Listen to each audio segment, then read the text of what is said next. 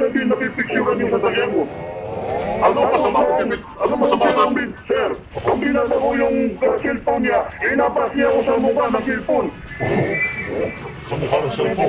Kasi sinabi. Kuya Ambram, hindi totoo yung sinabi mo.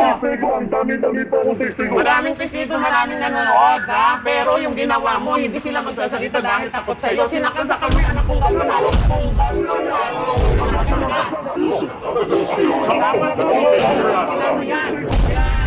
Yan pa kayo nga nakakalaga. Eh kung namatay yung anak ko, ilang beses nila ginawa yan. Sinungaling ka, sinungaling. Sinungaling ang mga tao, hindi nagsasalita dahil takot sa'yo. Tinatakot mo. Kami pinagkakataan pa kayo, hindi pa madukan. Easy.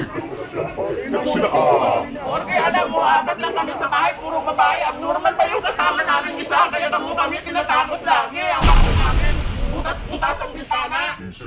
Okay, kagawa. Sir. Hindi mo kapani-paniwala na sila ho ay mananakit sa iyo. Wala Ang laki-laki mong bakulaw, sasaktan ka namin. Matakit ka namin, sir. Nakunawa po siya siguro. Okay?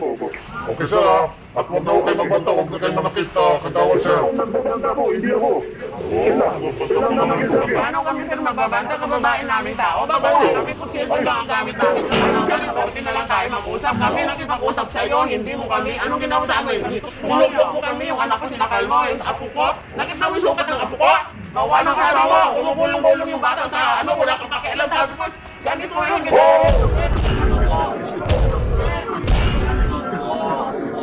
Yung bata na lang, yung bata sa isip ko sa todo, sinipa ka nung ano mo.